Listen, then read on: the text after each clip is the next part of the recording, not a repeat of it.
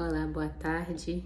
Passando para compartilhar do devocional dessa terça-feira, que está em Tito, capítulo 2, versículo 12, que diz: A graça que ensinando-nos a renunciar à impiedade. Então, no capítulo 2, versículo 12, diz assim, de Tito: Ela nos orienta a renunciar à impiedade e às paixões mundanas e a viver de maneira sensata, justa e piedosa nessa presente era. E lendo aqui no folheto, a graça não apenas nos salva, ela nos educa, ensina a renunciar ao pecado e a viver de modo sóbrio, justo e piedoso.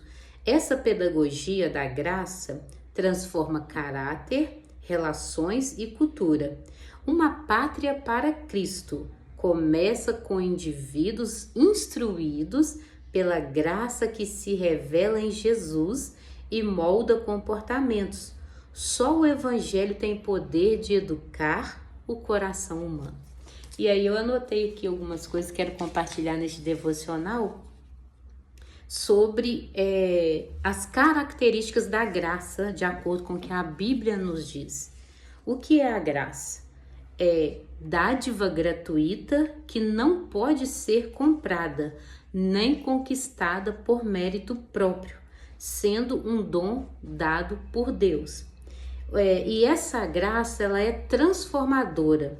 Ela muda o coração, o caráter e capacita a viver diferente. Essa graça, ela também é redentora. Ela liberta do pecado e da morte e concede acesso à vida eterna. Essa graça também ela é capacitadora. Ela tem o poder que fortalece o cristão diariamente, ajudando-o a andar em santidade. Então a graça, a gente fala muito sobre a graça no que diz respeito à salvação. É um favor imerecido, por nós mesmos nós não conseguiríamos ser salvos, não é verdade?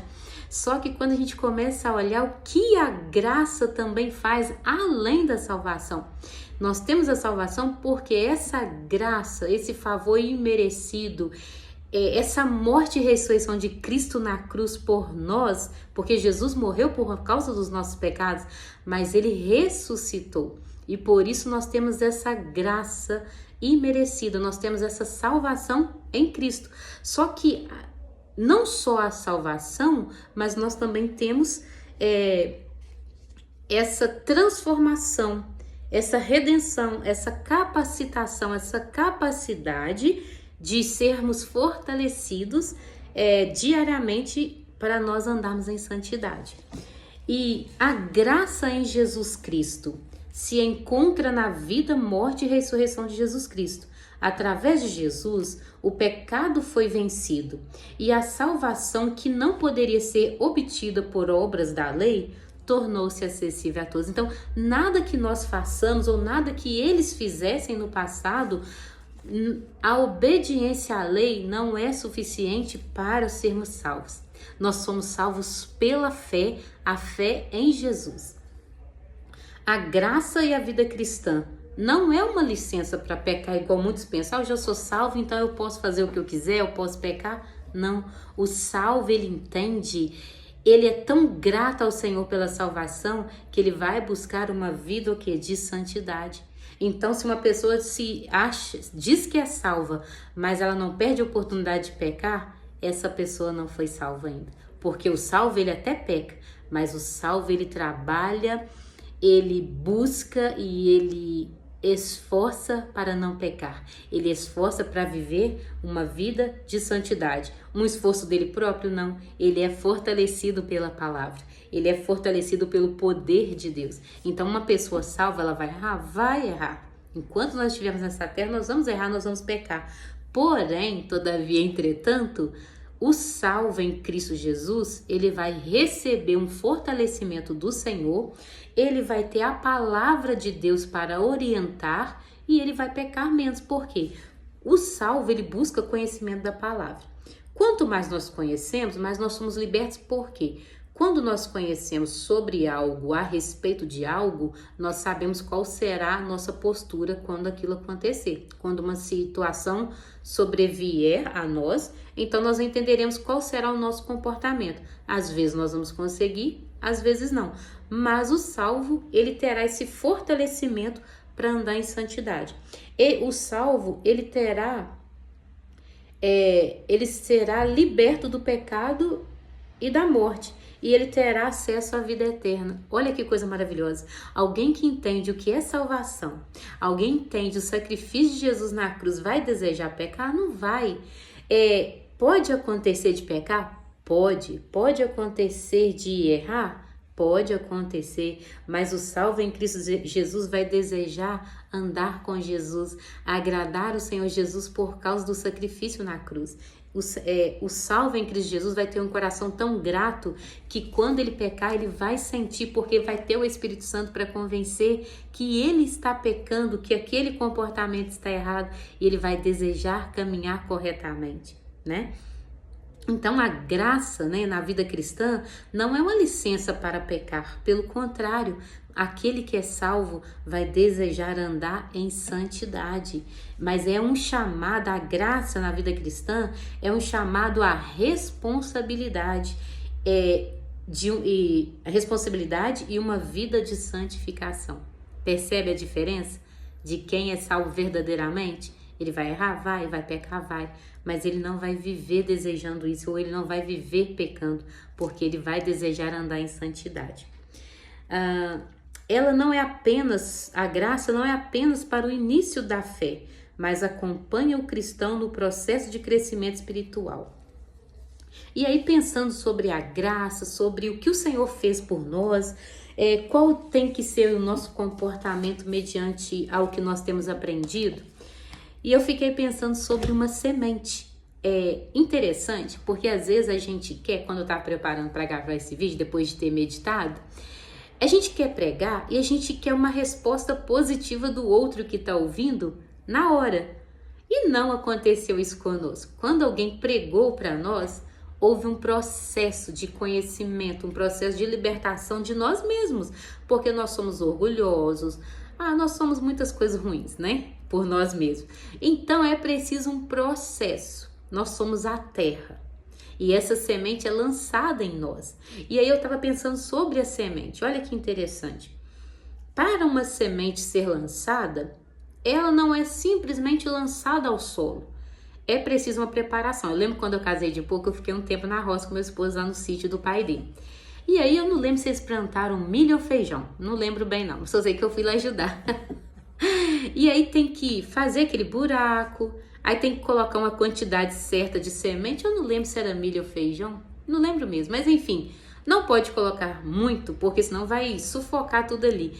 Tem a quantidade certa de semente para colocar em cada buraco que faz, depois vem tampando e depois tem que esperar a chuva.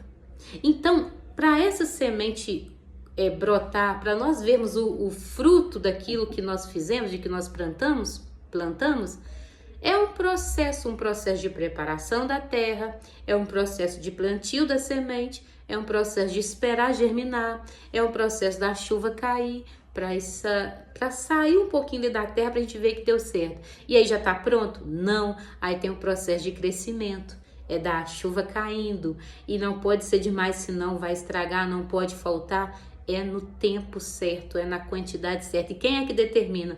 É o Senhor. E às vezes a gente fica apavorado, mas eu preguei, eu já falei. É no tempo do Senhor. E toda semente, olha que interessante, e toda semente vai frutificar, vai crescer, vai germinar? Não. Vão ter sementes que vão morrer. Olha que coisa triste é saber que tem pessoas que vão ouvir a vida inteira sobre Cristo e vão rejeitar a Cristo. É porque Cristo decidiu? Não. É porque este coração é duro. É porque este coração não vai dar crédito à palavra do Senhor. Então, às vezes, a gente fica tão apavorado. Não, a nossa função é preparar essa terra. Como que a gente vai preparar essa terra? Antes de colocar a semente, nós vamos falar quem é Jesus. O que Jesus veio fazer na terra?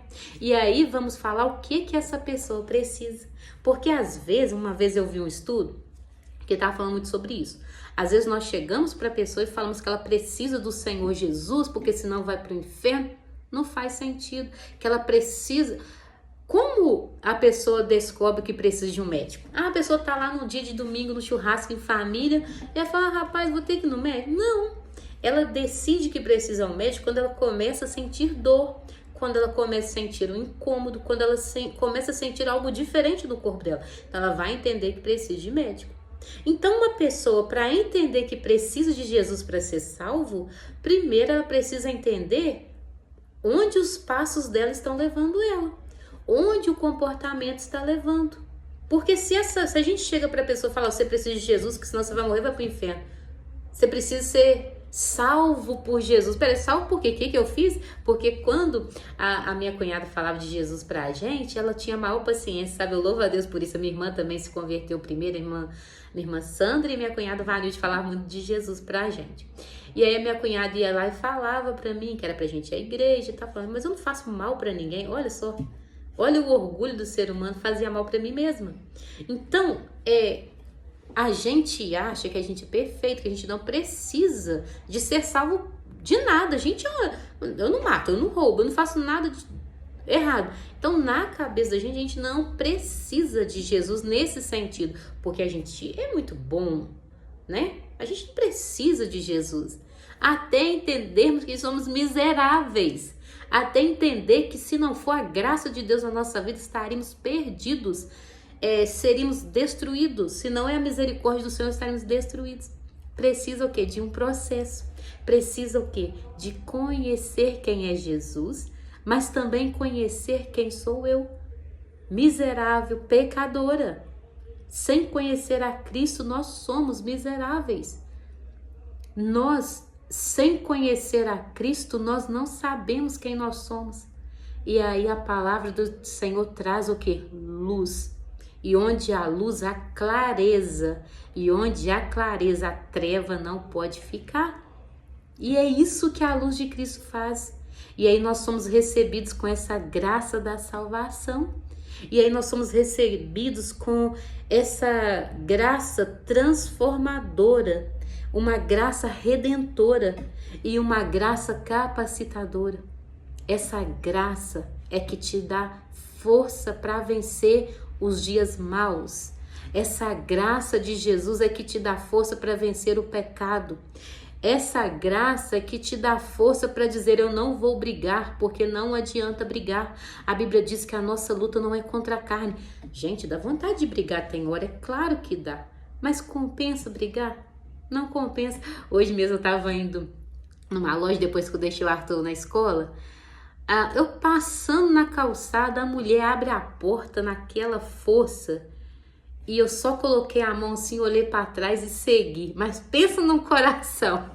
Pedro tenta ali, né? Coração igual de Pedro, tenta levantar. Eu falei, não falei absolutamente nada. Então, se é a velha Rose, não ia dar certo. No mínimo eu ia perguntar se ela não estava enxergando. Mas compensa? Quantas vezes a gente está distraído e faz alguma coisa não por maldade, mas por falta de atenção? Então é claro que é necessário estar atento, porque se é a porta do lado da rua, tá vindo uma moto, tá vindo um ciclista, vai dar um acidente. Então não é que ela está certa. Mas vale a pena brigar? Não vale. Então às vezes o nosso coração ainda dá uma acelerada para falar algumas coisas, mas não compensa. Na maioria das vezes não compensa, são coisas bobas do dia a dia. E aquilo que compensa falar alguma coisa, primeiro a gente precisa orar, precisa pedir orientação do Senhor para que Ele prepare o momento certo. Então é essa graça redentora, capacitadora, transformadora, o que transforma a velha natureza. Essa velha natureza precisa morrer para que a nova criatura, a nova pessoa nasça em Cristo Jesus. Porque a todo momento essa velha criatura ela tenta sobressair. Qual é a velha criatura? Se a pessoa falava o que queria, que é o meu caso, né? Misericórdia.